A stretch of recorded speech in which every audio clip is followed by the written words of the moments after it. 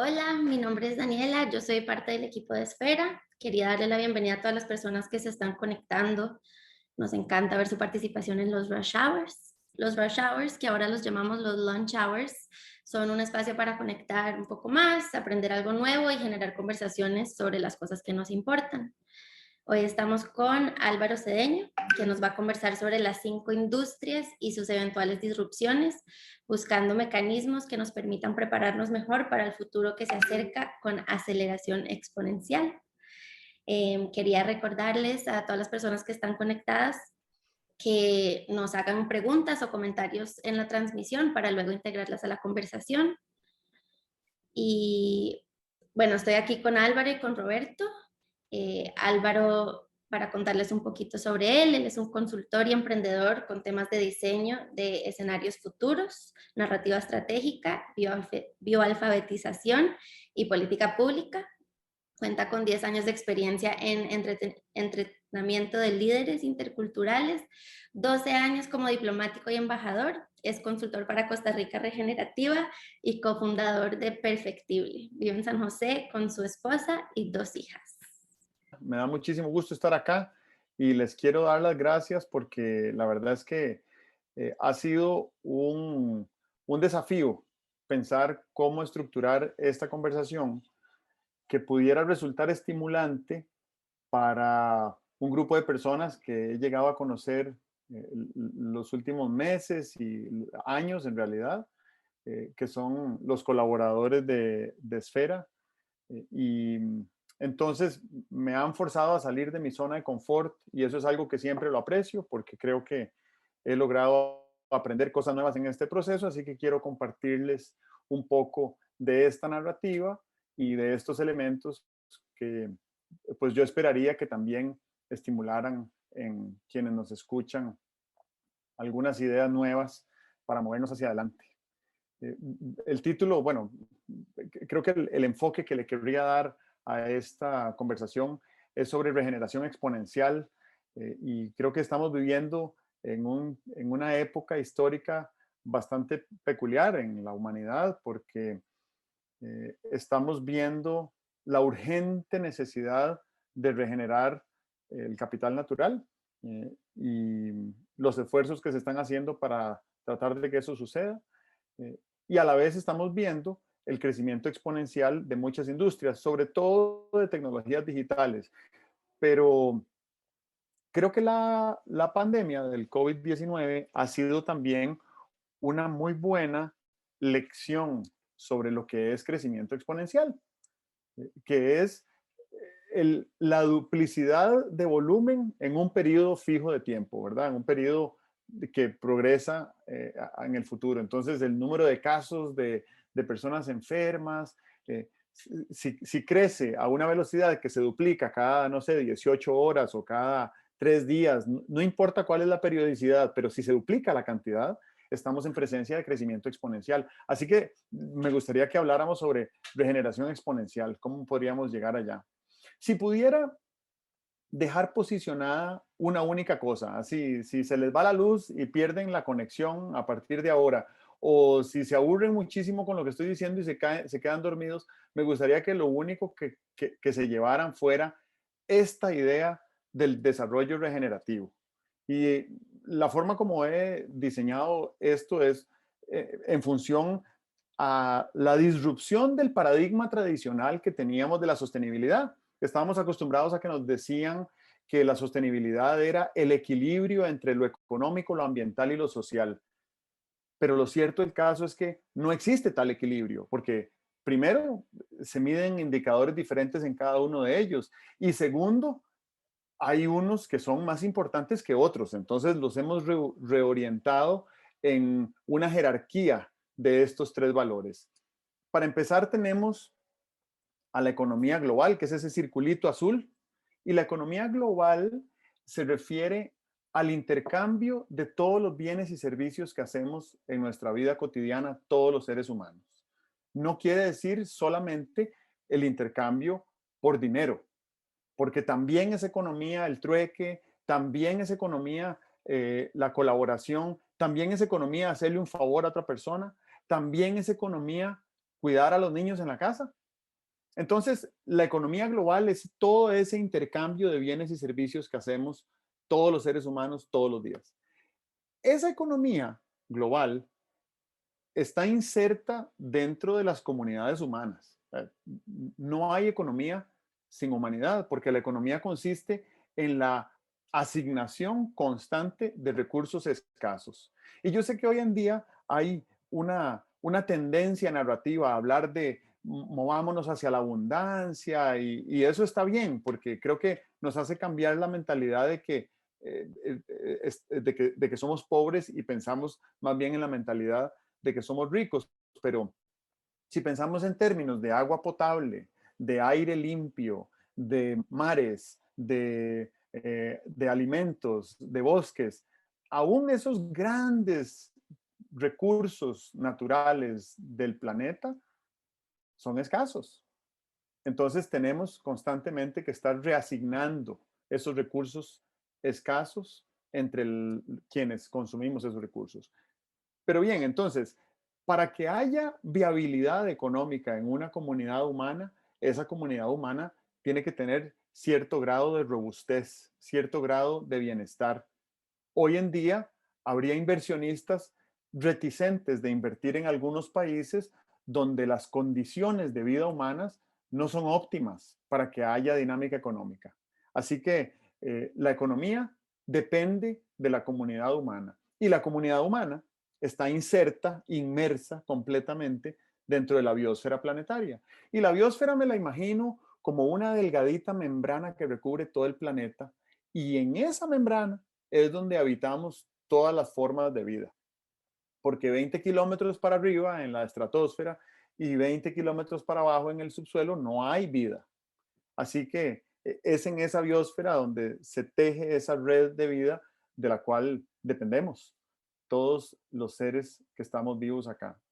Y para no agotar este dibujo, pero sí agregarle un par de elementos más, a ese modelo de economía, humanidad y biosfera, hay dos pilares que le están generando presión a este modelo. Por un lado, el cambio climático, que ya no es una emergencia episódica, sino que es una emergencia permanente. Y por otro lado, la cuarta revolución industrial, que es una dinámica tecnológica que a mi criterio podría convertirse en una palanca de transformación para ayudar a que este modelo de desarrollo regenerativo nos permita producir bienestar para la biosfera para siempre. Y creo que de eso se trata esta conversación. Lo siguiente que me gustaría mencionar, tal vez esto está un poquito grande, lo voy a reducir de tamaño, es el estado de situación en el que está nuestro planeta. Y aquí unos números redondos que no son exactos, pero no están muy distantes de la realidad respecto al hecho de que 1.000 millones de personas en el planeta carecen de electricidad, 2.000 millones de personas carecen de acceso constante a agua potable, 3.000 millones de personas no disponen de 3 comidas al día y 4.000 millones de personas no tienen acceso a Internet. Entonces, con esto ya cada uno de ustedes que está aquí en esta llamada, en esta videollamada, puede darse cuenta del nivel de privilegio que representa poder estar compartiendo esta conversación acá.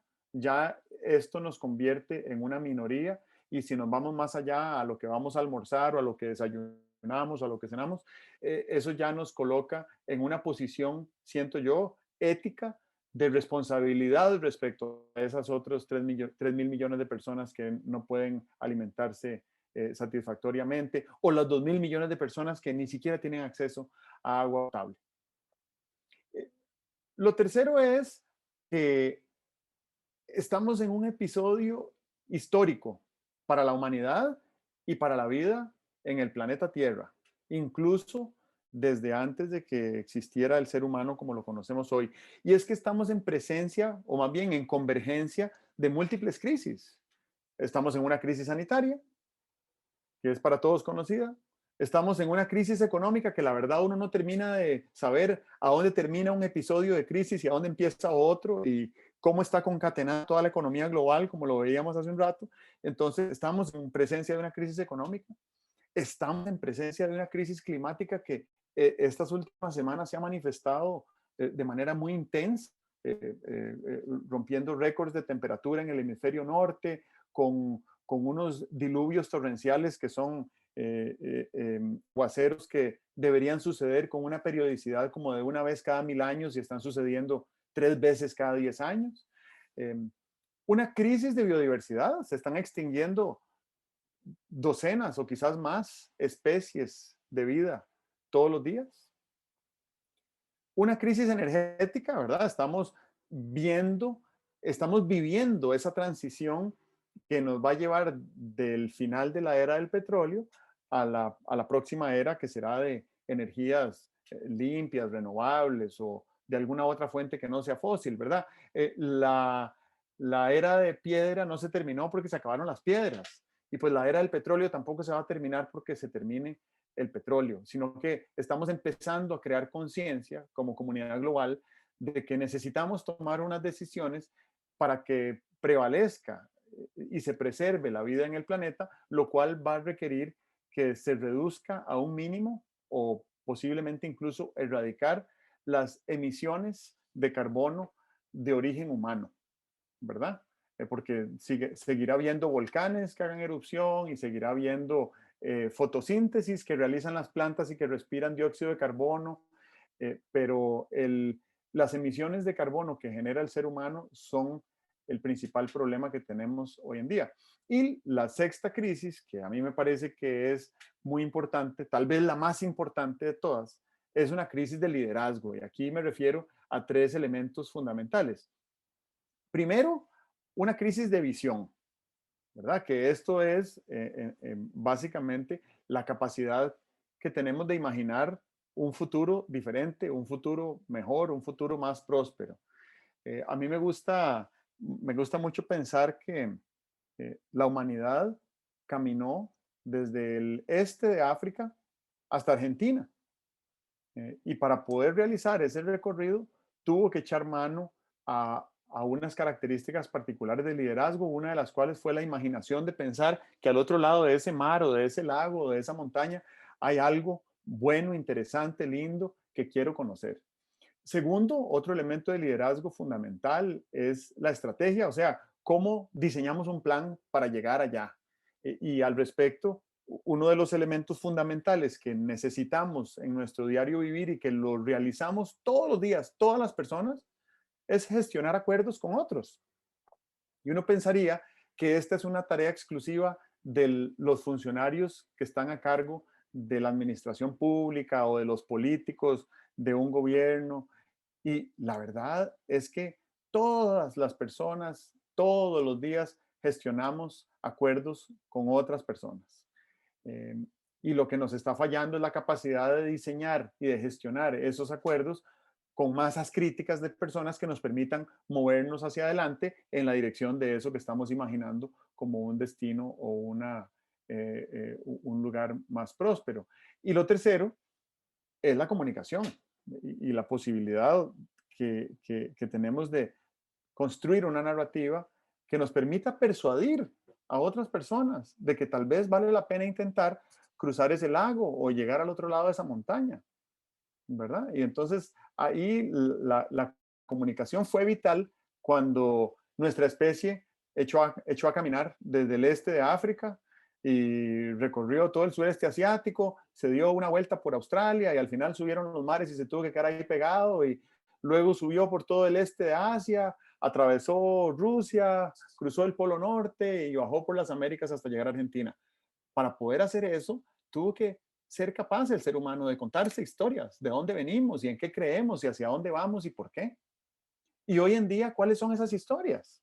Y me parece que una de las cosas que nos ha anestesiado y nos ha reducido la capacidad de pensar y de comunicarnos son estos dispositivos que le dan inmediatez a la información. Entonces yo necesito preguntarle a una persona algo y le pregunto y la persona posiblemente me responde inmediatamente y satisfizo esa necesidad que yo tenía de comunicación. pero la gran historia de hacia dónde vamos la hemos perdido. Y eso creo que es una crisis de liderazgo y no creo que sea responsabilidad exclusiva de los líderes ni de los gerentes, es una responsabilidad que tenemos cada una de las personas que vivimos en este planeta. Ese es el tercer punto que quería comentarles. eh, y el cuarto, para irnos metiendo un poco en lo que a exponencialidad se refiere, tiene que ver con la adopción tecnológica temprana, ¿verdad? Y hoy en día es una historia muy conocida. Estas personas que hace 10 años dijeron, ¿qué será eso del blockchain? ¿Qué será eso del Bitcoin? De ahí, compremos $10,000 en esto a ver qué será la cosa. Y compraron $10,000 y hoy son billones de dólares, ¿verdad? Entonces esas personas adoptaron tempranamente unas tecnologías que pudieron haber fracasado, pero que la verdad es que tenían algunos elementos muy interesantes que las hicieron asumir el riesgo. Lo primero es hacer un pequeño repaso sobre las 4 revoluciones industriales que han sucedido en los últimos 250 años más o menos. Por cierto, cuando nosotros hablamos de cambio climático y de calentamiento global y demás, siempre nos referimos a una línea base de temperatura global promedio medida en la era preindustrial, o sea, digamos más o menos alrededor del año 1800, cuando todavía no había empezado la primera era, la primera revolución industrial de la humanidad. Pues esa primera revolución, que tiene como fecha 1784, fue la invención de la máquina de vapor. Y la máquina de vapor lo que hizo fue que le permitió al ser humano aumentar exponencialmente, más de 10 veces su capacidad productiva, porque ahora había muchos trabajos que en vez de tener que hacer hechos a mano, los podía hacer una máquina impulsada por vapor. Vapor calentado con unas fuentes de combustible que eran fósiles. Y entonces ahí fue donde empezó el problema. Ahí fue donde empezó la gran dinámica de emisión de gases que nos tiene donde nos tiene en la actualidad. La segunda revolución industrial tuvo que esperar 85 años para suceder y fue la invención de la electricidad. Eh, y esta era industrial lo que hizo fue que muchas de aquellas máquinas de vapor fueron sustituidas por literalmente un enchufe de donde se nutre de fuente energética un dispositivo que va a hacer lo mismo o más de lo que hacían aquellas máquinas de vapor, pero en otras dimensiones, con otras facilidades de movimiento, con otras capacidades de crecimiento industrial. Y entonces estas revoluciones lo que nos hacían era continuar creciendo en nuestra capacidad productiva. Pero ojo, que estoy hablando aquí de la revolución industrial de la electricidad en 1870 y por acá más atrás había hablado de que hay 1.000 millones de seres humanos que no tienen acceso a la electricidad. Quiere decir que hay 1.000 millones de seres humanos, 1 de cada 8 seres humanos en el planeta todavía no ha recibido los beneficios de una revolución industrial que empezó hace 150 años. Eh, la tercera revolución industrial eh, sucedió casi 100 años después y es la revolución de los microtransistores, ¿verdad? Los microprocesadores que dieron vida a la era informática de la computación y esa era informática de la computación que hoy tiene pues más de 50 años de estar creciendo exponencialmente, ha logrado configurar lo que se denomina la famosa ley de Moore. Y la ley de Moore lo que dice es que la capacidad de un microprocesador de cómputo se duplica cada 18 meses y en ese periodo su precio cae a la mitad. Entonces, si esto lo proyectamos en periodos de 18 meses en 18 meses, pues hoy en día lo que tenemos es una computadora de bolsillo que tiene mayor capacidad de cómputo que la computadora que tenía la NASA cuando logró llevar una misión tripulada a la Luna hace 52 años, ¿verdad? Más o menos en la época en que empezó la era de los microtransistores. Y bueno, y a un precio accesible, ¿verdad? Que billones de personas, literalmente miles de millones de personas en el mundo disponen de esa tecnología en el bolsillo. Y la cuarta revolución industrial, que es en la que estamos en la actualidad, no le puse una fecha definida, porque el término cuarta revolución industrial se acuñó en el Foro Económico Mundial de Davos en el año 2016, pero lo cierto del caso es que si consideramos que la cuarta revolución industrial es aquella donde se monetizan los datos informáticos o los ciberdata, pues eso existe desde finales de los años 90, ¿verdad? Google es una industria de esa época, Amazon es una industria de esa época. De cierta forma, pues Netflix también, aunque Netflix se ha reinventado como empresa un par de veces, pero IBM y todas estas otras grandes empresas son del siglo XX, Microsoft, por supuesto. Así que no le puse fecha, pero también me parece que esta década va a marcar una transición a una nueva revolución industrial y esa transición nos va a obligar a ver la era de la monetización de ciberdata como una era anterior a la que vamos a empezar a vivir muy pronto. Aquí tal vez hablando un poco de disrupción tecnológica y de adopción temprana de esas disrupciones, hay varios elementos que son importantes a tomar en cuenta cuando estamos pensando con criterio de innovación. Nosotros queremos crear nuevo valor y queremos que ese nuevo valor nos lleve a un lugar diferente de donde estábamos. Constantemente estamos innovando y pues eso es algo de lo que me resulta tan atractivo de una empresa como Sfera, que está siempre pensando en cómo hacer diferentes las cosas que han venido haciendo hasta ahora. O sea, es una empresa de la innovación, siento yo. Y ahí las 6 Ds de la innovación y de la disrupción, de la innovación, perdón, son la digitalización, en la medida en que algo se pueda digitalizar. Lo segundo es lo disruptivo que resulta, ¿verdad? Si hace ver a lo anterior como obsoleto o por lo menos como pasado. Lo tercero es la desintermediación. Si quitamos al intermediario del centro, ¿verdad? Y entonces pensamos, por ejemplo, hoy en día en lo que es el comercio electrónico, que yo le puedo comprar directamente al productor. Sobre todo si pensamos en plataformas como Etsy, que le compro directamente a la persona que hizo algo con sus manos.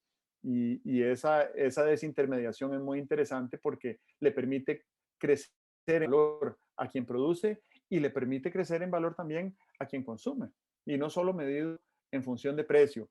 Lo cuarto es la descentralización, ¿verdad? Que no haya simplemente una entidad que se encarga de generarlo todo, sino que muchas entidades generan el mismo valor que se generaba antes o mejor. Pensemos como ejemplo la electricidad en Costa Rica, que es una industria monopólica que pertenece al Estado. Y pues todo bien hasta ahora, eso ha funcionado perfecto, pero las nuevas disrupciones tecnológicas que vienen eh, van a ser disruptivas para ese modelo centralizado monopólico estatal de generación de electricidad. Y esa disrupción va a suceder aunque, aunque a la institución monopólica no le guste, ¿verdad? Es más, esta institución monopólica, el Instituto Costarricense de Electricidad, a finales de los años 90, o más bien a principios de este siglo, cuando surgió Skype, que fue revolucionario y disruptivo, pues Skype lo que hizo fue obsoletas las llamadas internacionales. Y en mi caso particular, eso era algo que era parte de mi vida familiar, porque mi madre es extranjera y pues una vez al año cuando cumplía años recibía una llamada o dos de algunos de sus parientes que vivían en su país de origen y una o dos veces al año ella hacía una llamada corta también a su país de origen para hablar con sus familiares, porque era carísimo hacer una llamada internacional.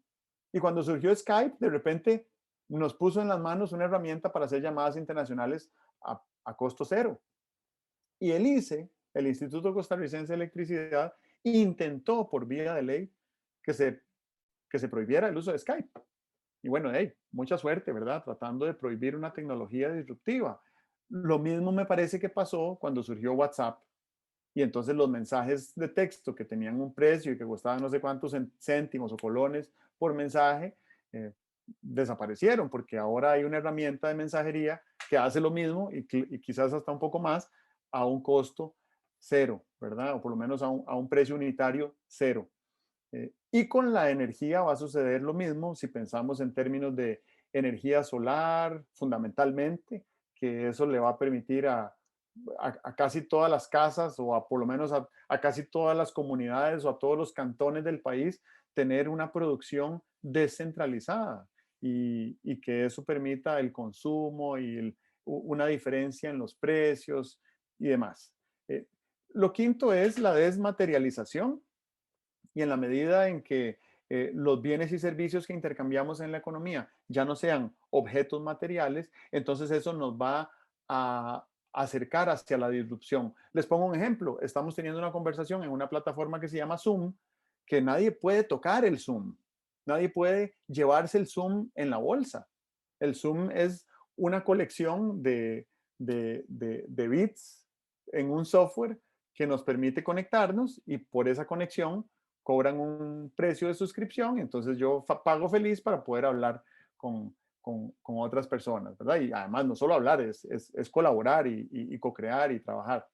Y la sexta disrupción es la democratización, ¿verdad? Entonces, cuando Google saca una herramienta y la mejora, una herramienta equivalente a Zoom, y le dice a las personas, tomen, úsenla gratuitamente, eso está democratizando la tecnología y provoca una disrupción, ¿verdad? La gente que se reúne a trabajar o a conversar con otra persona en Google Meet es un cliente menos que tiene Zoom, ¿verdad? Así que eso es disruptivo incluso para Zoom. Ok, el punto 5 es específicamente sobre las disrupciones tecnológicas que están empezando a manifestarse en 5 industrias que han sido básicamente estables por muchos años y que esa disrupción está sucediendo lo suficientemente rápido como para que nosotros podamos creer que dentro de, bueno, al final de esta década, en el año 2030 o un poquito más allá, va a haber unas disrupciones que harán el modelo actual de esas industrias obsoleto. Vamos a ellas. La primera es la industria de la información.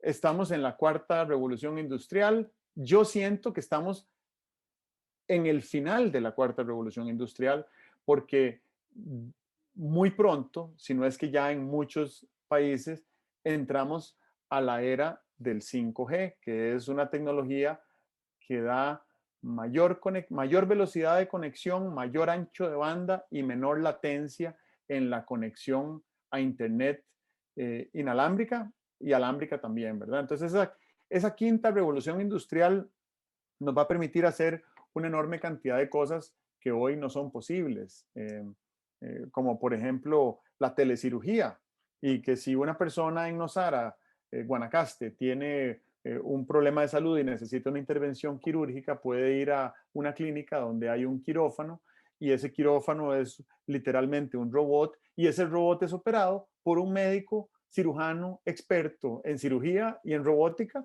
que está trabajando en un hospital en Canadá. Y entonces hace la intervención quirúrgica a otra persona que está viviendo en otro lugar. Eso necesita de un nivel de latencia prácticamente cero. Latencia, ¿qué quiere decir? El, el tiempo que pasa, el lapso que pasa entre el envío de un mensaje y la recepción de ese mensaje. Ahorita ustedes me están viendo a mí hablar como si estuviéramos hablando de manera presencial, pero las cosas que yo les estoy diciendo se las estoy diciendo un poquitito antes de que ustedes las escuchen, precisamente por esa latencia que hay. Y ustedes han visto algunas veces que están en una conversación y ven que el audio va atrás de la voz y entonces es un poco confuso. Pues eso es una latencia alta. Lo que 5G nos da es una latencia tan baja que un cirujano puede agarrar un bisturí y mover 1 milímetro en el robot y el otro robot en el otro lado lo mueve inmediatamente 1 milímetro en el tejido que tiene que cortar.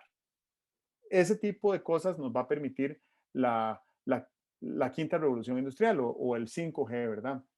Pues obviamente que también el ancho de banda va a cambiar. Estamos a punto de ver esta empresa fundada por Elon Musk que se llama Starlink, que está prometiendo ser muy disruptiva en la proveeduría del servicio de conectividad a Internet por medio de redes satelitales que van a estar orbitando el planeta.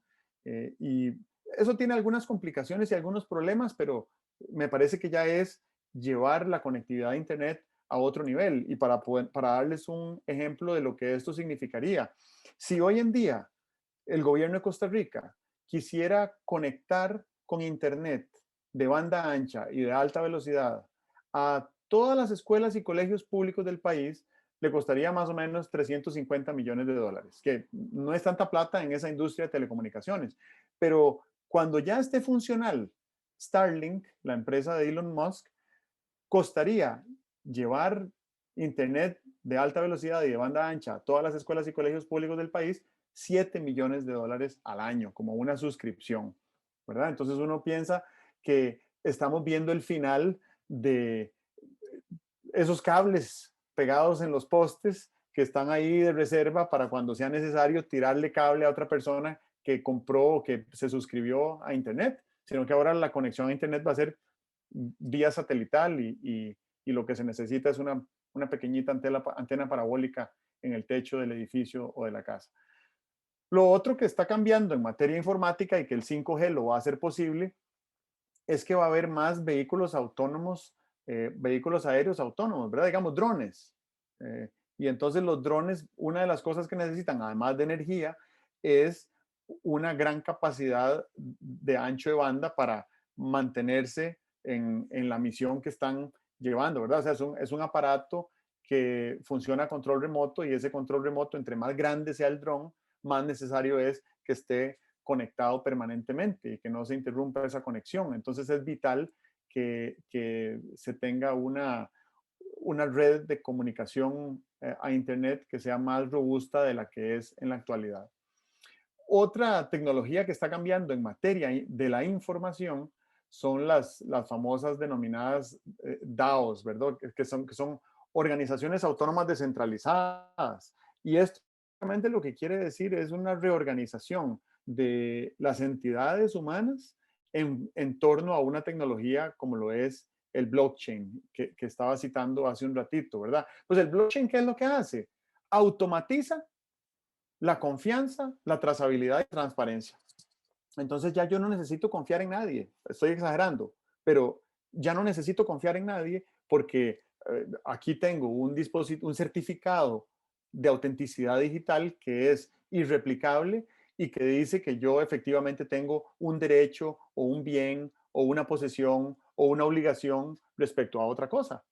¿Verdad? Y entonces esto nos va a ir generando una dinámica en la medida en que automaticemos la confianza, la trazabilidad y la transparencia, la dinámica económica va a crecer muchísimo, porque hoy en día tenemos un aparato, un edificio literal enorme que se llama el Registro Nacional, donde se tienen que registrar todos los intercambios de bienes inmuebles y de vehículos y bueno, hasta las vacas se registran en el registro, ¿verdad?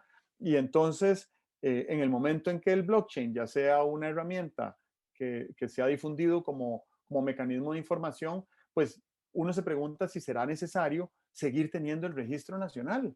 Y de paso, uno se pregunta si será necesario seguir teniendo profesionales como yo, que soy formado en notariado, ¿verdad? Yo soy notario público, pero ¿para qué se van a necesitar notarios si existe un blockchain que está bastante difundido? Y algunas de las manifestaciones de estas disrupciones en información, creo que ya algunas las mencionamos, como la telemedicina, digamos, ¿verdad? O la telecirugía, pero obviamente que llevamos 16 meses de estar teletrabajando. Muchas personas en el planeta han migrado al teletrabajo. 2.500 millones de seres humanos migraron al teletrabajo en el año 2020 a causa de la pandemia.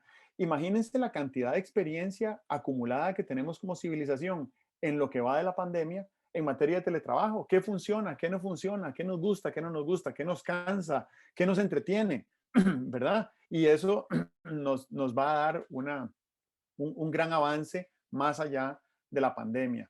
Y bueno, y el teleaprendizaje, ni hablar, el teleaprendizaje es de mis temas favoritos porque en diciembre del 2019, antes de que empezara la pandemia, esta ya era una industria a punto de disrupción. Y la razón por la cual estaba a punto de disrupción es que era una industria valorada en $1.000 millones, pero ojo, $1.000 millones al día. Ese era el tamaño que tenía en diciembre del 2019 la industria de la educación en línea. Pero la forma como se enseñaba y la forma como se aprendía era muy parecida a como era la educación en el siglo XX y honestamente muy parecida a como era también en el siglo XIX, ¿verdad? Que hay un instructor, eh, un material, una pizarra y un aprendiente.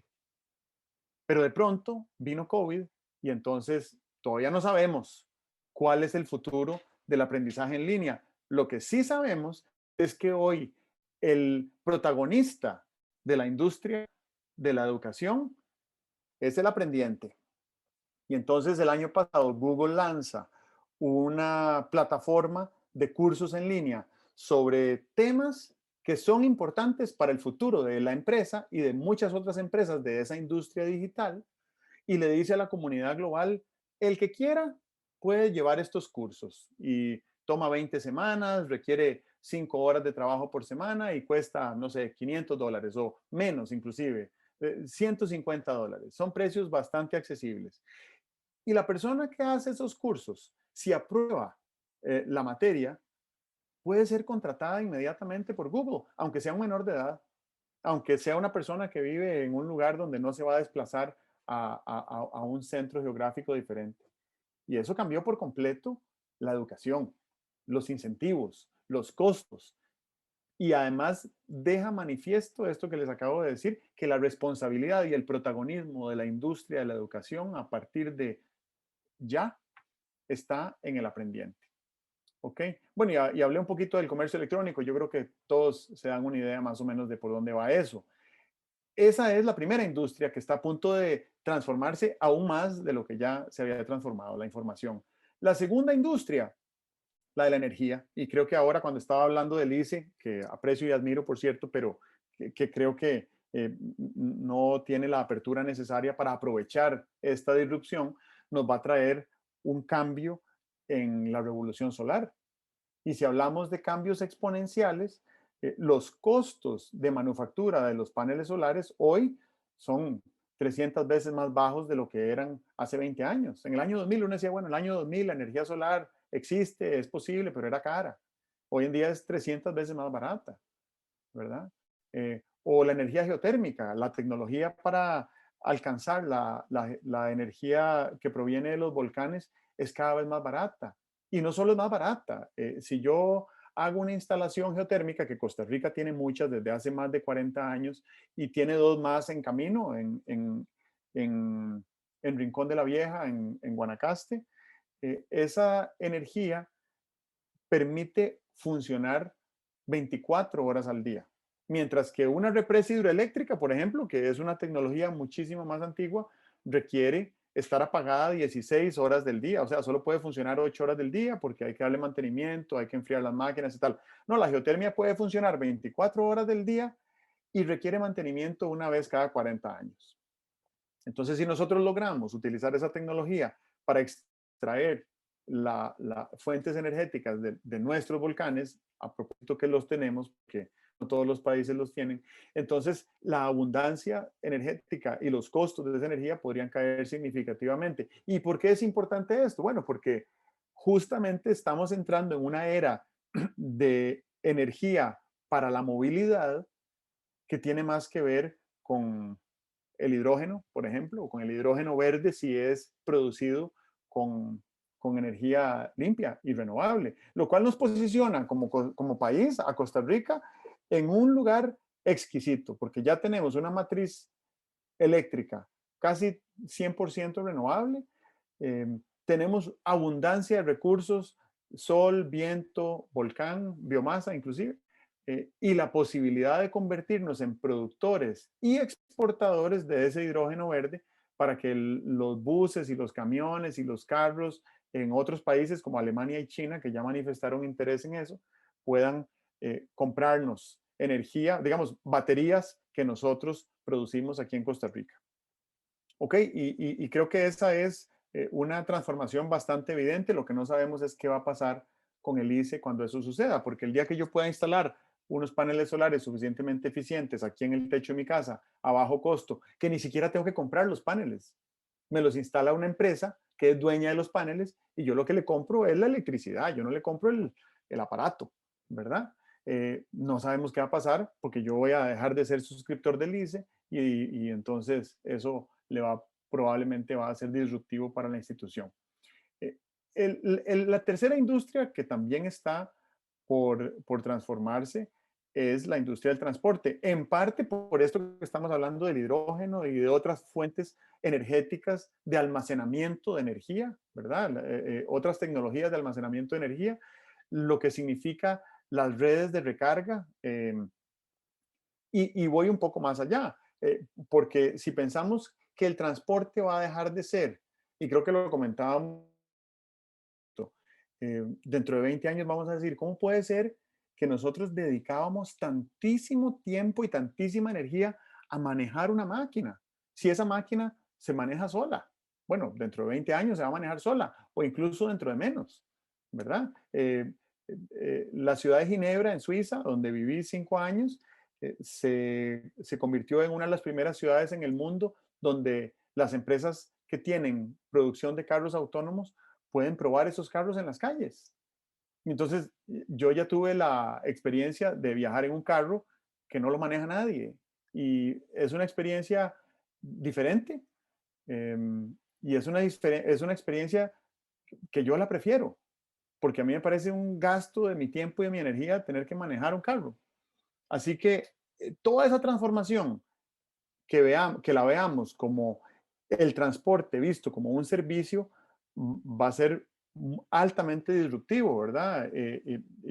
Yo tengo 2 hijas pequeñas y la mayor, cuando tenía 3 años, quería saber para qué funcionaban los pedales del carro y yo le expliqué para qué funcionaban los pedales del carro, pero también le dije que ella nunca iba a manejar un carro, porque en el año 2032, cuando ella tenga 18 años, pues existirán otras versiones mucho mejores de lo que es hoy Uber, que probablemente ni siquiera tengan chofer y ni siquiera necesiten gasolina y vamos hacia allá, ¿verdad? Entonces, seguramente mi hija pertenece a la primera generación de seres humanos que se va a poder desplazar en vehículos sin que nadie los maneje, o por lo menos nadie físicamente ahí manejándolos. La cuarta industria que se está transformando a velocidad exponencial es la industria de los materiales. Pues obviamente que yo creo que muchos aquí ya han conocido la impresión en 3D y también tengo que agregar ahí la impresión en 4D, ¿verdad? Es la impresión de un material que después de que se instala cambia en el tiempo y sigue, digamos, sigue expandiéndose o sigue creciendo o una vez instalado se le agrega luz y agua y entonces se convierte en una pared, qué sé yo, ¿verdad? Ese tipo de cosas que ya están empezando a pasar. Los costos todavía son altos, pero en la medida en que se acelere la transformación informática y la transformación energética, pues entonces la transformación en la impresión 3D va a ir de la mano con las innovaciones de nuevos materiales que surjan. Y al hablar de nuevos materiales, aquí hay algo muy interesante que está pasando y es que estamos empezando a conocer a fondo cómo es esta familia de formas de vida llamadas hongos, que existen más o menos 1.5 millones de hongos en el mundo que se conozcan y tienen la capacidad de que los podemos manipular con relativa facilidad para que estos hongos hagan cosas que, bueno, que no han sido hechas para innovar, para co-innovar con otra forma de vida como son los hongos. Y entonces entramos en la era de la fermentación de precisión. Y en la fermentación de precisión, lo que vamos a poder es crear nuevos materiales. Y estos nuevos materiales, que podríamos denominar en el caso particular de los hongos como biomateriales, ya están recibiendo muchísima atención de la NASA. Y si la NASA le pone atención a una nueva industria o a una nueva metodología o a un nuevo producto, pues me parece que es que tiene muchísimo potencial, porque las estaciones espaciales que haya en órbita de la Tierra, en órbita de la Luna o en órbita de Marte en las décadas venideras, van a necesitar tener la capacidad instalada de producir nuevos materiales. Y entonces uno necesita un pedazo de tabla para taparle un hueco a la estación espacial y ese pedazo de tabla lo tiene que poder producir ahí, ya sea porque lo imprimió o porque tiene una incubadora donde hay unos hongos que se programan con mucha facilidad para que produzcan un material idóneo para cumplir la función que se requiere. Así que esta fermentación de precisión utilizando hongos tiene enorme potencial. Y este potencial va de la mano con la quinta gran disrupción, que la dejé de última, porque yo creo que es la más importante. Es donde está la disrupción más grande, porque la humanidad, los últimos 10.000 años, ha producido comida de la misma manera, ¿verdad? Es una industria que tiene 10.000 años de no cambiar.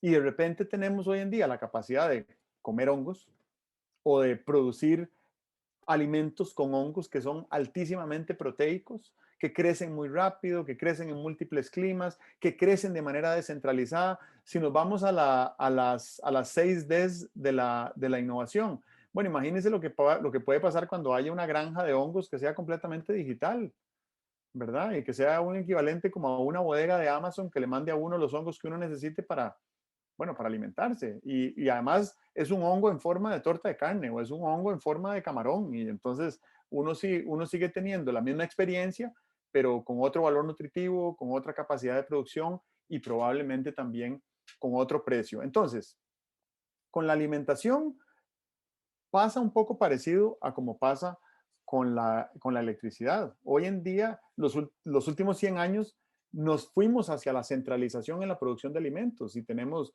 no sé, 50 grandes corporaciones multinacionales que producen una enorme cantidad de comida en un lugar y la distribuyen a todo el mundo, lo cual tiene una huella ecológica abominable. Y no solo la huella ecológica en la logística de trasladar un producto de un lugar a otro que queda a miles de kilómetros de distancia, sino que también tiene una huella ecológica en la cantidad de agua que se utiliza para la producción, en el deterioro de las redes de vida por hacer monocultivos de un solo producto, por la fertilización para impulsar la producción utilizando fertilizantes que matan la vida en el suelo, por la erosión que genera el uso de la maquinaria. Entonces, la disrupción en los alimentos consiste en que ahora va a haber, o pronto va a haber, muchos más lugares en el mundo que tengan capacidades productivas para alimentar a toda su población y más allá, sin necesidad de causar el impacto ecológico que causa hoy muchas de las industrias alimenticias. No quiero generalizar, no quiero decir que son todas, pero muchas de las industrias que producen la gran cantidad de alimentos que se comercializan a nivel global hoy en día tienen una enorme huella ecológica que tenemos que buscar la manera de transformar. Y pues obviamente que la capacidad de producción local, ¿verdad? La experiencia podría sonar tonta y sencilla, pero la verdad es que los últimos 4 meses he diseñado un huerto aquí en mi comunidad donde vivo y entonces hemos empezado a producir alimentos en nuestro jardín. Y esto llevado a la disrupción de la tecnología nos podría convertir en lo que son hoy en día los holandeses, que tienen una capacidad de producción agrícola 100 veces mayor que España, a pesar de que España tiene las mejores condiciones agrícolas que hay en toda Europa y que le dan de comer a todo el continente. Pues los holandeses, que son un pantano nórdico, con un invierno inclemente de 8 meses al año, son 100 veces más productivos porque utilizan la tecnología para producir alimentos de manera orgánica, con poquísima agua, eh, con unas técnicas que son bastante bajas en impacto. Y eso creo que también nos puede hacer pensar en el futuro de la agricultura, ¿verdad? Porque si algo hemos hecho los seres humanos es que hemos degradado los ecosistemas boscosos, sobre todo, y los manglares para hacer producción agrícola. Y esa producción agrícola, eh, si se devolviera a una aplicación tecnológica donde en espacios más reducidos y quizás hasta verticales podamos producir nuestros alimentos, eso le permitiría a esos ecosistemas degradados regenerarse y volverse a convertir en lo que eran, de manera tal que puedan cumplir con los servicios ecosistémicos que le cumplen a la biosfera, como miembros que son también de la biosfera esas especies del bosque. Y pues por supuesto que ya acabo de hablar de fermentación de precisión respecto a materiales, pero respecto a comida también. Hace 6 años se hizo en Holanda, en un laboratorio en Holanda, la primera la primera torta de carne sintética. Y lo que pasa es que era una torta de carne que costaba $40,000. Pues el año pasado se logró replicar esa torta de carne, pero a un precio de $100, ¿verdad? Y si le damos a esa industria 5 años más o 7 años más, va a ser más barata, más fácil de producir y probablemente hasta más nutritiva una torta de carne sintética que una torta de carne de res, con todas las implicaciones que eso tiene desde el punto de vista ético, ambiental y bueno, todo lo que acabamos de mencionar ahora, ¿verdad?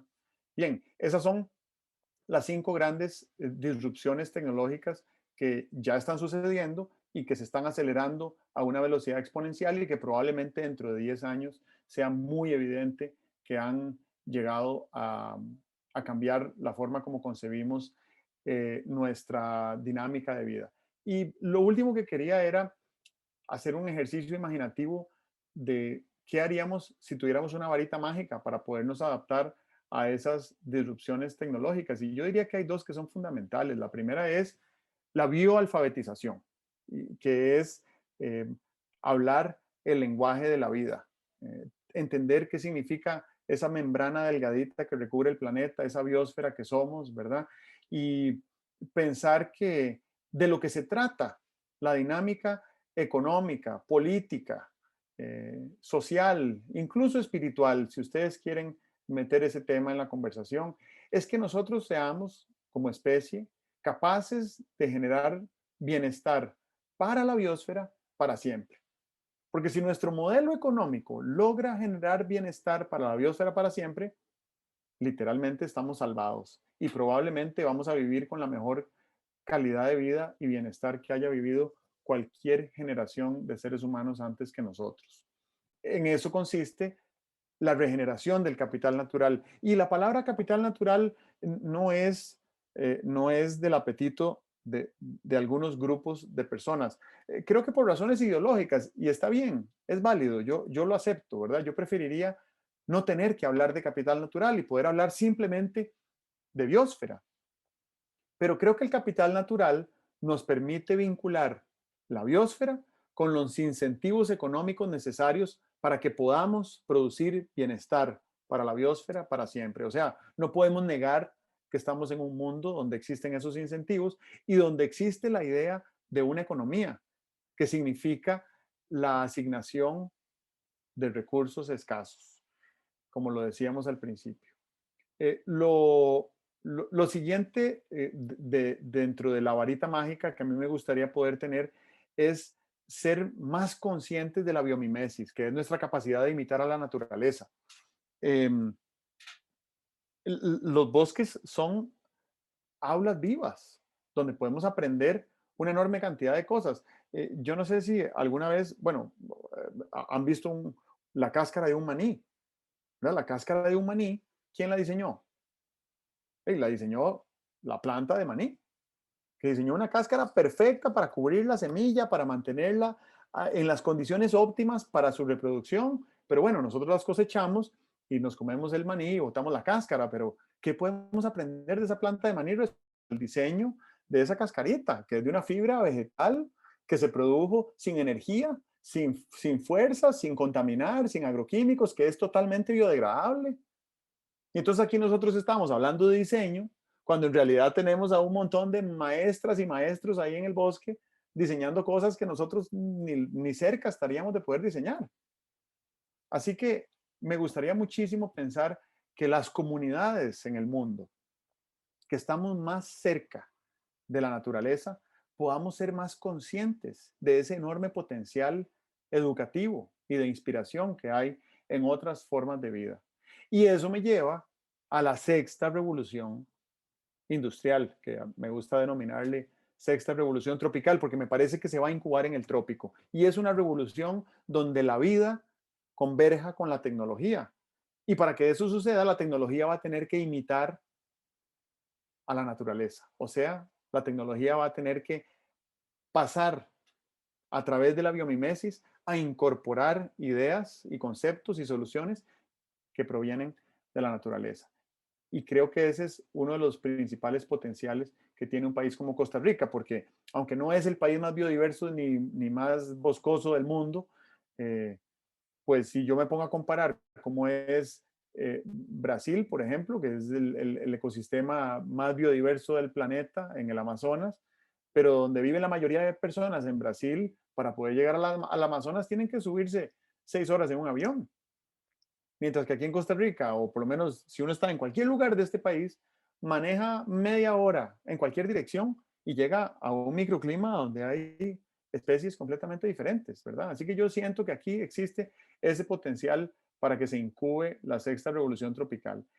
Y por último, desde el punto de vista de varitas mágicas, a mí me encantaría que toda organización humana tuviera lo que se denomina en inglés un CIO, ¿verdad? Que es un Chief Innovation Officer, una persona que va a estar encargada de pensar en innovación de manera sistemática todo el tiempo y que no pase una semana que esa organización no cambie al menos algo pequeño de lo que hacía para ir evolucionando constantemente, aunque sea en pasos pequeños. Y también lo que se denomina hoy en día un CEO, ¿verdad? Que es un Chief Exponential Officer, que es una persona encargada del crecimiento exponencial en la empresa y pensar, ok, bueno, aquí es donde estamos hoy. ¿Con cuál periodicidad llegamos acá? Si proyectamos esto a 5 años, ¿a qué velocidad deberíamos de cambiar? ¿Y cómo hacemos para cambiar a esa velocidad? Ese tipo de mentalidad de incorporar el pensamiento exponencial en las organizaciones y en los negocios es algo que creo que como humanidad nos caería muy bien. Pues obviamente no todas las industrias ni todos los productos pueden crecer de manera exponencial, pero los que pueden deberíamos estimularlos para que sucedan, sobre todo si tenemos en mente la idea de la regeneración de la biosfera y el capital natural como modelo de desarrollo para la humanidad. Ok, bueno, creo que puedo hacer una pausa por acá.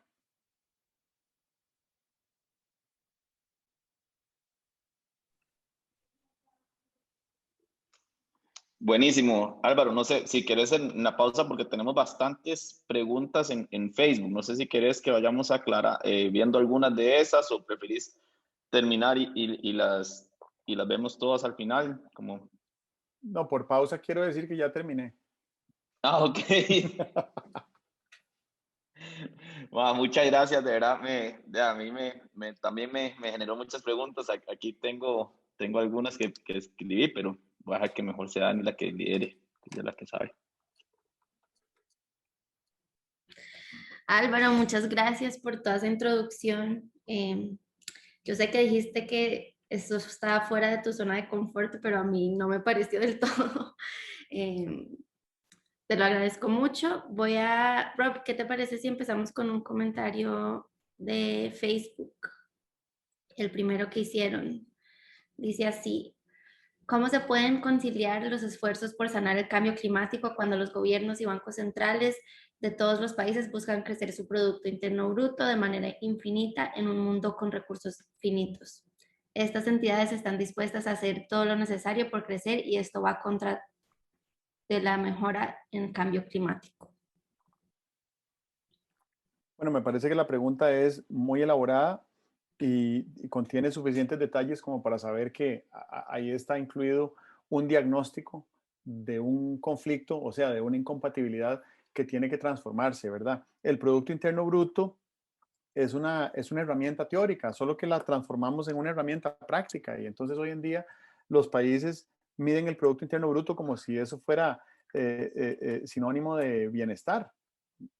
Y más bien el Producto Interno Bruto lo que mide es lo menos importante de una comunidad, ¿verdad? No mide bienestar, no mide felicidad, no mide progreso, no mide prosperidad, no mide optimismo, no mide impacto ecológico, no mide, ¿verdad? Todos estos elementos que son los que convierten a las sociedades en prósperas.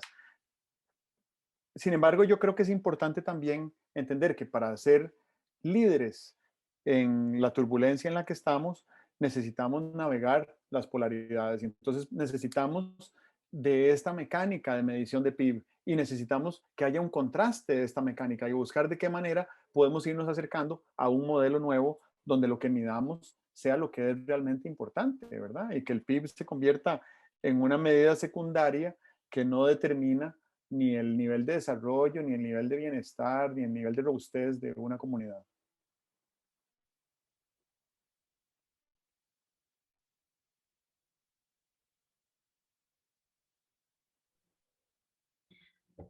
Rob, ¿quieres agregar algo?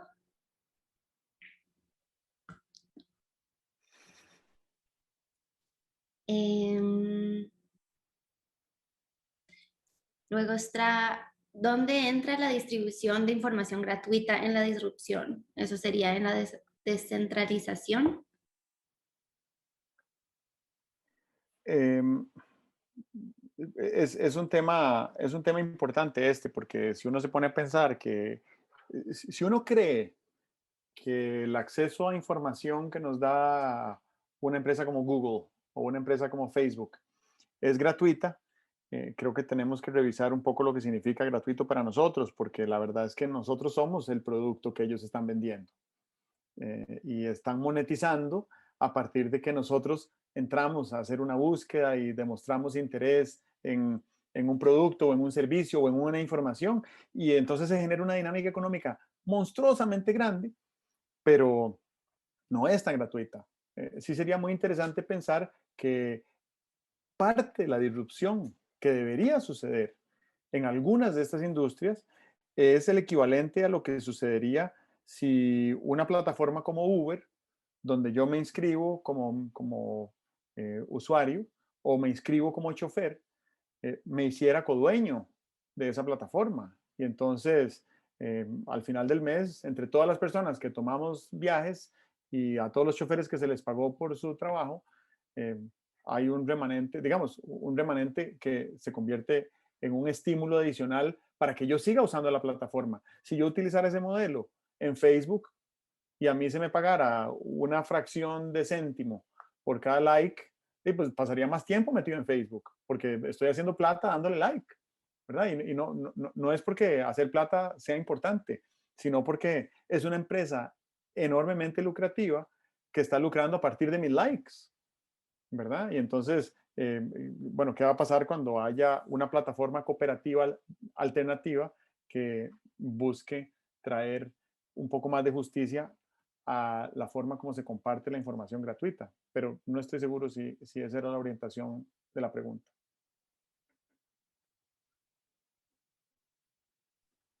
Yo aquí sí quería, no sé si va con respecto a esta pregunta de dónde entra la distribución de información gratuita en la disrupción. Una cosa que yo apunté, Álvaro, en lo que hablábamos, déjame ver dónde lo puse aquí. Es, vos mencionaste la democratización. Creo que es una palabra que cada vez escuchamos más, sobre todo en el mundo de tech y nuevas empresas, y que democratizar X y democratizar Y. Cuando yo escucho esa palabra, me quedo y creo, por eso que creo que va con respecto a la pregunta que hizo Cristian, que al principio de tu presentación vos mencionabas los billones de personas que no tienen acceso a electricidad, que no tienen acceso a Internet, ¿cierto? Entonces, cada vez 4.000 millones de personas sin acceso a Internet. Y vemos, o sea, en tu presentación nos abre la jupa a la parte de tecnología, ¿cierto? Y hacia dónde va. Y esta democratización, o sea, lo que a mí me pone a pensar es, ¿estamos democratizando o estamos más bien cada vez generando una mayor segregación? ¿Cómo hacemos para evitar eso? Y eso ahí lo podemos hablar un poco también a nivel de comunidad. ¿Cómo ves que puede hacer esa integración y lo que pregunta Cristian de la distribución de información gratuita para la disrupción? Porque entonces de repente algunas personas van a tener acceso a la disrupción y otras no van a tener acceso, y lo que vamos a generar es aún más segregación. Claro, la brecha que hay entre los que tienen y los que no tienen es cada vez más grande. Eh, pero también es cada vez más grande la cantidad de herramientas que nos pueden ayudar a resolver, digamos, a cerrar esa brecha, ¿verdad? Eh, y a mí me gusta muchísimo una orientación que tiene Peter Diamandis, el fundador de Singularity University, que dice que él, él insta a sus estudiantes a que sean billonarios. Pero para él, billonarios son personas que tienen la capacidad de impactar a 1 billón de personas, digamos, a 1.000 millones de personas. Si nosotros tuviéramos la capacidad de impactar a 1.000 millones de personas, pues me parece que le habríamos hecho un gran beneficio a cerrar esa brecha entre los que tienen y los que no, y probablemente también habremos creado una dinámica económica favorable para quienes participamos en ella. Entonces es una cuestión de actitud, diría, y de mentalidad, de cómo queremos afrontar todos estos desafíos que tenemos. Y creo que me quedó faltando en la respuesta a la primera pregunta del PIB sobre el factor climático, porque es importante entender que si nosotros nos enganchamos en una manera de pensar que busque soluciones basadas en la naturaleza, de Costa Rica es el mejor ejemplo de esto. El mejor negocio que ha hecho Costa Rica en casi 200 años de historia es invertir en sus bosques a un costo. Cada vez que echamos gasolina, ahí hay un porcentaje minúsculo de esa plata que va para un fondo que lo distribuye en dueños de fincas para que las dejen convertirse en bosque. Y a lo largo de 35 años hemos invertido $1.000 millones en regeneración de bosques. Y lo que estamos percibiendo hoy en día en servicios ecosistémicos de todos esos bosques equivale como a $1.800 millones al año. O sea, invertimos 1.000 millones y estamos recibiendo 1.800 cada año. Ese es un negociazo, y es un negociazo que le conviene a cualquier país del trópico y a cualquier país austral o boreal también. Entonces yo creo que como humanidad tenemos que empezar a pensar en la búsqueda de soluciones basadas en naturaleza, pero eso va a requerir finanzas y plata y préstamos y crédito y capital de impacto y capital semilla y capital de riesgo, y vamos a perder algunas, pero creo que a largo plazo vamos a ganar muchísimo.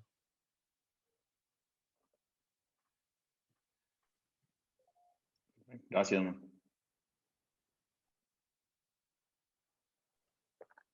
Dani, ¿vos seguís con nosotros? Sí, aquí estoy.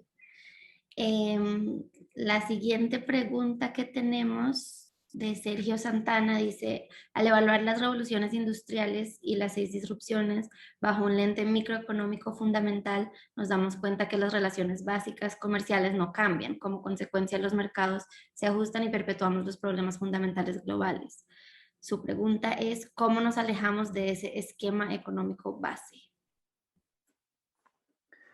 A mí, agradezco mucho la pregunta de Sergio. A mí, bueno, no conozco en detalle la microeconomía del comercio, pero sí me parece que hay algunos experimentos muy interesantes que están sucediendo dentro de lo que se denomina la economía colaborativa, que es el resultado de la crisis financiera que tuvimos en el 2008, ¿verdad? Y entonces, de ahí surgió Airbnb y Uber, pero también surgieron otras iniciativas menos llamativas, como por ejemplo un sistema que existe en varias ciudades en Europa y probablemente en otros países también, donde la ropa de niño, después de que el niño o la niña ya no le queda esa ropa va a un lugar que vende una suscripción para que uno pueda ir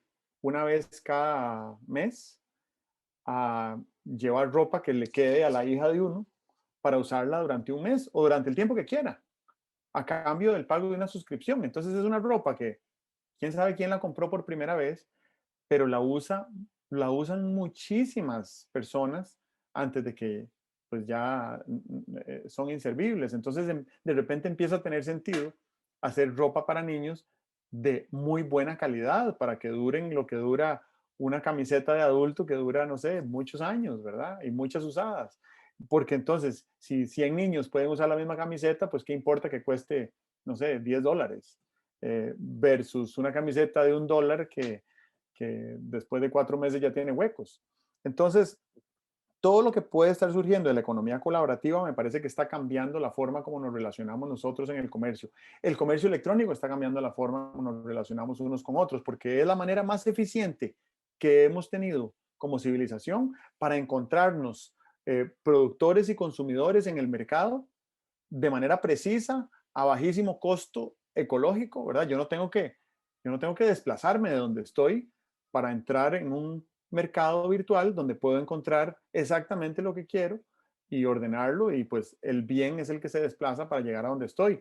O a veces ni siquiera se desplaza. O sea, si yo lo que quiero es comprar una película en iTunes para verla hoy en la noche o alquilarla, pues la alquilo y ahí tengo el derecho de verla durante 24 horas sin que, sin que la película se desplace de la nube, ¿verdad? Ni que yo me tenga que ir al cine. Entonces, todas estas cosas están cambiando la forma como nos relacionamos. Y otro detalle que está cambiando es la desintermediación. Si ustedes se ponen a ver, nosotros que somos un país con más de 200 años de tradición de exportación cafetalera, por cada taza de café que se vende fuera del país, solo un 1% del precio de esa taza le llega al productor.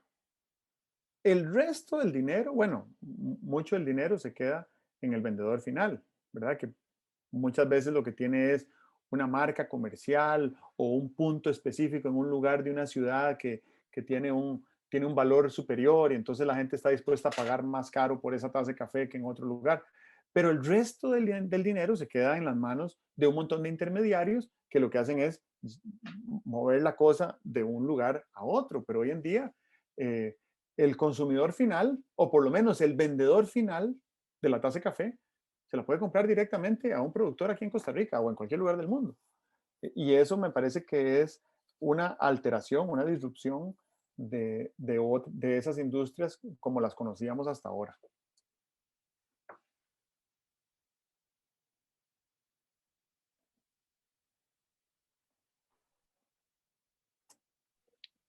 Súper interesante. Sergio es amigo mío, ahí me acaba de textear que quisiera hablar con vos, entonces ahí después los conecto a los dos. Me va a regañar porque yo de microeconomía no sé nada. No, no, está todo interesado. Qué bueno. Yo quería hacer una pregunta propia.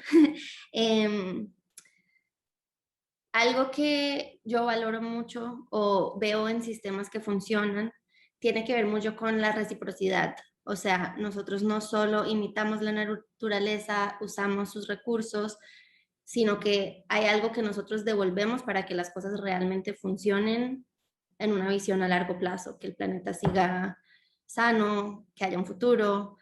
Entonces, mi pregunta supongo que es, dentro de estas 5 disrupciones, hay campo o donde entra esa necesidad de ser recíproco hacia la naturaleza, no solo imitarla, sino que también como regresar. Muy interesante, Daniela, porque creo que estás hablando de la circularidad de la naturaleza, ¿verdad? Y mucho de lo que se está tratando de hacer cuando se habla de economía circular es de traer ese principio a la industria humana.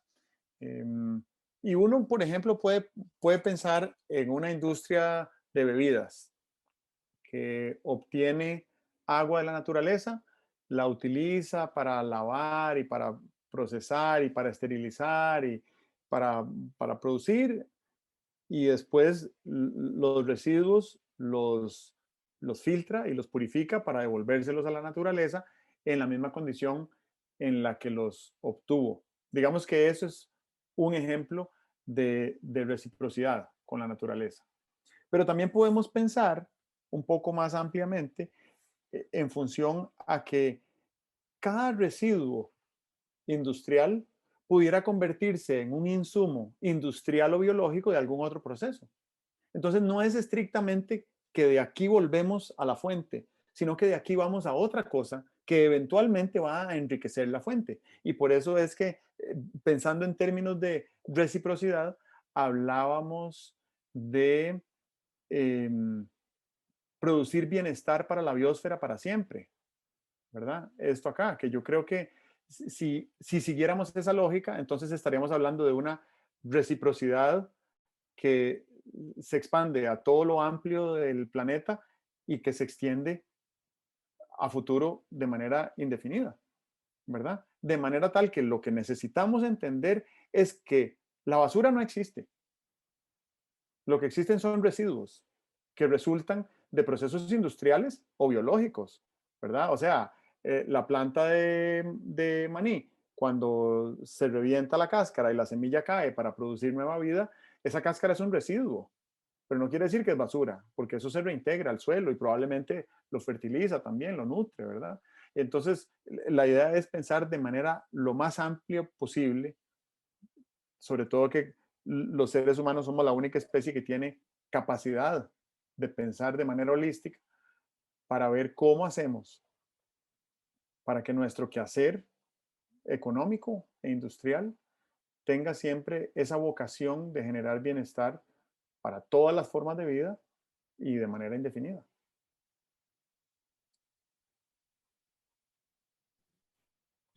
Genial. Y tocando ese tema de la basura, esto es para una conversación de otro día, pero el otro día estaba leyendo sobre el concepto de la basura y cómo es básicamente un concepto de la colonización. Si tú miras los sistemas naturales, no existe la basura, como tú dices, la cáscara de maní se cae, luego como todo se transforma y todo cumple un ciclo, excepto los humanos que inventaron este concepto de basura, que es utilizar y crear cosas que no tienen cómo volver a entrar al sistema.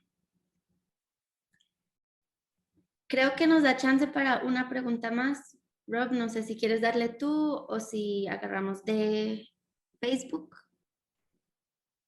Si querés, démosle de Facebook. Hay un par más de Facebook. Creo que hay una de Daniel y otra de José. Si quieres, darle con esa, sí. Yo tenía una ahí para cerrar, si podemos. Ok. Vamos con José Vargas. Dice, ¿cómo se puede balancear la automatización de industrias y la necesidad de empleo? Esta es una excelente pregunta que es muy pertinente porque toda disrupción tecnológica implica un desplazamiento en la fuerza laboral que se hacía antes de que esa tecnología emergiera, ¿verdad?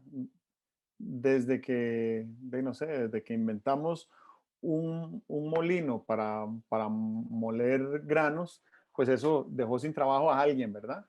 Eh, Probablemente en ese caso para bien, pero si pensamos en la disrupción actual, que el comercio electrónico está desplazando a decenas de millones de personas de sus trabajos, o si pensamos en el hecho de que hoy hay softwares que reemplazan a muchísimas personas, si pensamos, ahora que hablaba de mis colegas profesionales, los abogados, hay softwares hoy en día que hacen 99% obsoletos a los abogados, ¿verdad? Porque pues si el derecho es un conjunto de reglas que opera de manera lógica, entonces eso se puede configurar en un algoritmo y le preguntamos a la máquina y que la máquina nos dé la respuesta, ¿verdad? No tenemos que llamar al abogado y mucho menos pagarle un platal.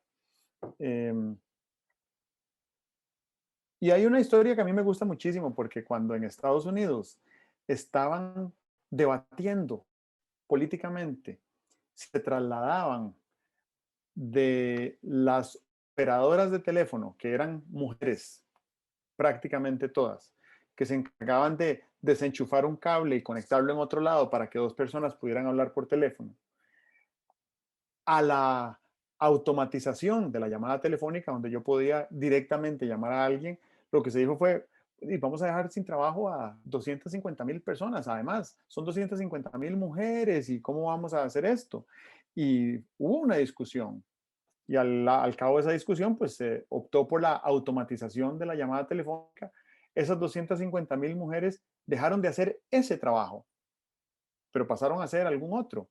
Y además se crearon 10,000 veces más empleos de los que había hasta ese momento, ¿verdad? O 100 veces más empleos, perdón, de los que había en ese momento, inmediatamente después de que se automatizó la llamada telefónica.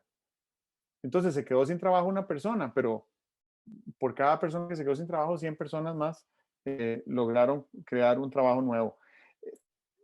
Es difícil saber a dónde empieza y a dónde termina una cosa y otra, sobre todo si pensamos en materia de producción agrícola, que hay cientos de millones de personas en el mundo que se dedican a producir alimentos y entonces de repente vamos a hacer una torre para producir alimentos más nutritivos, más ricos, más rápido, más barato, de manera más ecológica.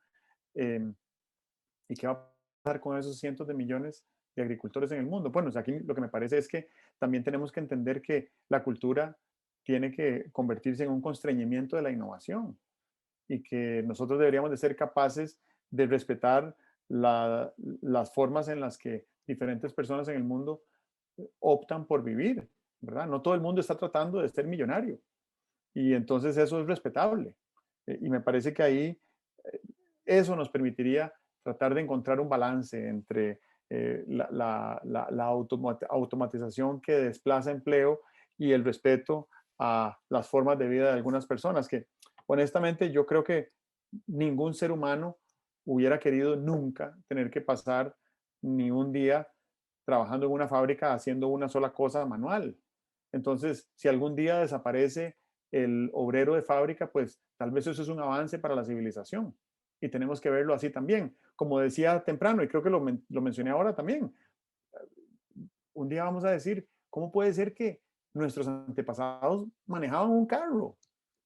¿Verdad? Entonces, yo quiero que la automatización me desplace como chofer y que me desplace como abogado y que me desplace como algunas otras cosas que hago que preferiría no tener que hacerlas para que me quede tiempo para otras cosas, para producir bienestar o para ser creativo o para manifestarme artísticamente o para, no sé, aprender de los niños o meterme en la naturaleza, yo qué sé, ¿verdad? Pero en general creo que lo que tenemos que tratar de ver es como los, los costos y beneficios y los pros y contras de todos estos procesos, porque la verdad es que muchos de ellos no los vamos a poder detener y entonces lo que necesitamos hacer como líderes es buscar la manera de que entendamos hasta dónde llega el valor que crean y a dónde empieza el valor que no queremos perder. Y Álvaro, yo creo que adicional a eso, o sea, entra también nuestra parte humana de resiliencia o adaptabilidad, ¿verdad? Como decís, o sea, si se deja de generar o de hacer un trabajo porque es reemplazado por la máquina, por la tecnología, lo que sea, o se generan nuevos, o la creatividad humana siempre va a estar ahí, o sea, que va a empezar a generar más. Y lo que nos toca como humanos es adaptarnos, o sea, pudimos algunos decir, no, no me interesa el teléfono, y sé que hay algunas personas así, y me alegra, pero muchos nos tenemos que adaptar a mandar un correo del teléfono, por decirlo así, o a tener que estar disponibles casi que más tiempo que el que antes era, y nos va a dar más opción para la creatividad y para también ayudar a las personas que más les cueste esta adaptabilidad. O sea, yo creo que entra esa parte de comunidad que tenemos que fortalecer, y si de repente temas que se pueden hacer, industrializar o hacer, me van a dar ese tiempo para mejorar. Yo creo que ahí también entra un poco la sensación o la responsabilidad de hacer el bien, ¿verdad? Para, en esos cambios. Estás abriendo la puerta de una conversación súper pertinente que es la ética, ¿verdad?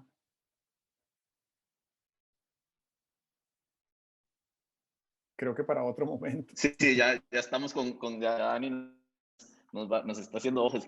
Queda una pregunta que me parece que de Daniel Baeza, que dice totalmente de acuerdo, la tecnología tiende a tirar los precios a cero o casi cero y trae abundancia porque con menos dinero se consigue más. Pero esto significa deflación, lo cual es la pesadilla de los gobiernos. ¿Qué tan fuerte crees que pelee el gobierno por mantener su status quo y puestos de trabajo obsoletos? Eh, sí, veremos a los gobiernos peleando. Lo que pasa es que los gobiernos están a punto de disrupción, ¿verdad? O sea, si nosotros pensamos que los últimos 200 años casi todas las industrias humanas se han transformado, incluso la de los alimentos. Ahora que dije que producimos alimentos de la misma manera como lo hacemos desde hace 10.000 años, pero lo cierto es que desde hace 100 años, con la revolución de la máquina de vapor llevada al agro, eh, hemos sido capaces de producir tantísima comida a tan bajo costo que la población humana creció exponencialmente, porque hay comida y hay bienestar y entonces hay más hijos y hay más mano de obra para seguir trabajando y hacer más comida. Em, y entonces todo esto lo que nos hace ver es que ha habido una gran disrupción, pero en materia de gobernanza, sobre todo de gobernanza pública, nos seguimos gobernando de la misma manera como lo hicimos hace 200 años cuando alcanzamos la independencia. Digo, algunas cosillas han cambiado, pero no ha sido tan disruptivo. Sigue habiendo un órgano colegiado que crea las leyes y sigue habiendo un órgano aquí que administra la justicia y sigue habiendo otro órgano acá que administra no sé qué. Y la velocidad de disrupción, no solo tecnológica, la disrupción no es de la tecnología, la disrupción es del impacto. Y la disrupción no es simplemente de lo que estamos produciendo, la disrupción es del pensamiento, ¿verdad? Y a mí, perdón que me extienda al filo de la hora, pero un castor, que es el ingeniero del bosque, lleva 40,000 generaciones haciendo lo mismo, viendo un árbol, viendo un río, botando el árbol, haciendo una madriguera debajo del agua, perfecto. Pero no ha hecho nada más en 40,000 generaciones. En cambio, el ser humano, en el momento en que nace, empieza a aprender de lo que sus progenitores saben. Y ahí van evolucionando y cuando vuelven a procrear, estos empiezan a aprender de donde estos están. Entonces, el crecimiento de nuestro intelecto y de nuestro conocimiento es mucho más que exponencial, ¿verdad? Así que llevado eso al plano de la gobernanza, yo creo que la gobernanza está a punto de ser transformada y ojalá esa transformación sea armoniosa, pacífica, constructiva, ética, ¿verdad? Perfecto, sí. Sí, de fijo tiene que venir un cambio, ya creo que no están a las alturas de los tiempos. Dani, ya es mi última. Dale tranquilo, mis ojitos más bien No, eran de ser parte de la conversación de ética, era eso. okay. Vamos a tener que hacer muchas más con Álvaro. Yo creo que Álvaro, por lo menos de nuestras conversaciones, algo que hemos hablado mucho vos y yo es comunidad. Y durante la presentación, un tema que apunté cuando hablábamos con tecnología, lo primero que pensé es que la tecnología lo que nos ha hecho es, lo primero que pensé es, la tecnología está disolviendo lo que era comunidad, o sea, lo que apunté, pero después dije, no, disuelve lo que es comunidad cara a cara, realmente es lo que hace la tecnología, nos ha disuelto un poco la comunidad cara a cara, ¿no? Siente que ve a sus amigos porque los tiene un grupo en WhatsApp, pero realmente no los ve tanto como cuando no los tenías y no tenés, desde mi perspectiva, tanta conexión como cuando tenés una conversación enfrente y cuando puedes sentir los sentimientos y todo que muchas veces no se dan a través de mensajes o a través de videollamadas. Pero después apunté, sí, tal vez eliminó un poco o bastante la comunidad cara a cara o la comunidad directa, que hasta a veces no sabemos ni quiénes son nuestros vecinos. Pero sí está generando comunidades más diversas, porque me está logrando generar una comunidad que de otra forma, sin la tecnología, yo no podría tener comunidades con personas que tal vez no hubiera tenido contacto porque no hubieran estado en mi círculo cercano por temas de ubicación o lo que sea. Entonces, no sé, ahí me quedó como una, no sé si es una pregunta o un tema sobre cómo hacemos comunidad, porque al fin y al cabo, comunidad para mí es de lo más importante para un cambio, ¿cierto? Y lo que hablábamos de crecimiento. Entonces, no sé, me quedé ahí en el aire. Buenísimo, me parece súper pertinente porque también me parece que la comunidad es importante tanto para el cambio como para la estabilidad, que es necesaria, ¿verdad? El arraigo, ya no somos nómadas. Y entonces, ¿en qué consiste el arraigo y cómo vamos a formar una comunidad donde haya una dinámica que sea edificante? Nosotros, los seres humanos, biológicamente estamos diseñados En nuestros genes está la capacidad de entender qué es lo que más nos conviene como comunidad. Pero las comunidades, desde ese punto de vista biológico, son entendidas como grupos pequeños de personas, 160, 200 personas, una tribu allá metida en una villa que coexiste poquísimo con otras tribus. Y entonces, si yo estoy metido en esa tribu, allí en la montaña, donde sea que esté, es relativamente fácil saber para mí qué es lo que nos conviene como tribu. Migrar o quedarnos acá o prepararnos para el invierno o traer leña o, ¿verdad? Hacer un acueducto, traer agua. Esas decisiones las traemos la programación genética para hacerlo. El problema es que la humanidad creció tantísimo que ya no vivimos en comunidades de 200 personas, vivimos en comunidades de millones de personas. Entonces perdimos la capacidad biológica de saber qué es lo que más nos conviene. Y además tenemos la virtud, porque yo creo que es una virtud muy interesante de poder crear tribus o comunidades virtuales. Y entonces podemos, bueno, convivir a través de herramientas que hoy entendemos como lo más simple y básico del mundo, como el WhatsApp, con un montón de gente que no conocemos, pero intercambiamos valor, intercambiamos conocimiento, aprendemos unos de otros, discutimos, nos reímos, peleamos, de todo, ¿verdad? Y eso yo creo que aumenta ese crecimiento exponencial de nuestro intelecto. Lo que no estoy seguro si aumenta es nuestra capacidad de saber qué es lo que más nos conviene como tribu. Y ahí es donde creo que es fundamental la conversación de la ética, porque si genéticamente perdimos contacto de lo que nosotros necesitamos para preservarnos y para preservar la vida en el planeta, pues vamos a tener que incorporar algún tipo de mecanismo o algún conjunto de reglas que nos exija obrar en función de lo que mejor preserva la vida nuestra y la de nuestra comunidad y la de nuestro ecosistema. Y eso es la ética, ¿verdad? Sí, con más razón tenemos que hacer la sesión de ética entonces, Manny. Te fijo, cuando ustedes digan, nada más mañana no. Te damos chance para prepararte. Casi se muere Daniela cuando dijo mañana. No, por mí feliz, la verdad. A mí me interesa mucho tener esa conversación. Quería agregar a este comentario, nada más para ir cerrando. A mí en lo personal me asusta mucho la tecnología, a veces la siento como más, no sé, como que le tengo un pequeño temor y respeto, pero algo de lo que me recuerdo constantemente es que la tecnología es una herramienta. Lo que da miedo es cómo la usamos o cómo decidimos usarla. Y así como tú dices, la virtualidad, de hecho, ha generado nuevas comunidades y nuevas formas de interactuar.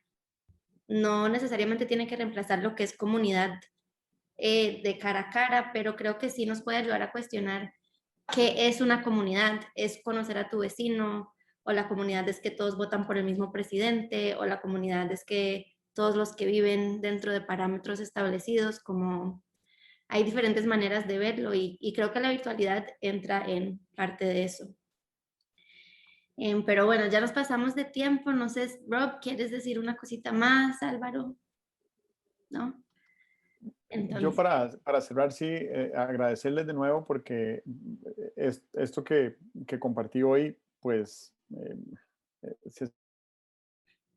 de lo habitual, de lo que hablo. Creo que fue como una mezcla de 3 o 4 grandes temas y ha sido muy interesante, ¿verdad? No sé cómo sonó, pero trabajar en esto para mí fue desafiante y fue estimulante y entonces les agradezco la invitación porque ustedes me ponen a mí un gran nivel de exigencia y eso lo aprecio mucho.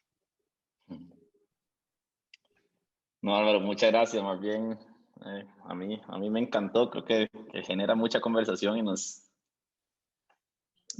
con solo el hecho que nos esté abriendo a generar más conversación, vale la pena. Yo aprendí muchísimo y de verdad, gracias más bien por apuntarse a la conversación y compartir el conocimiento. Pura vida. Sí, realmente es así una pincelada de un montón de potenciales conversaciones a futuro, que por lo menos yo salí súper inspirada y pensando en muchas cosas que tampoco pienso en mi día a día. Entonces, a pensar y a seguir hablando para ver qué puede salir de nuestro camino.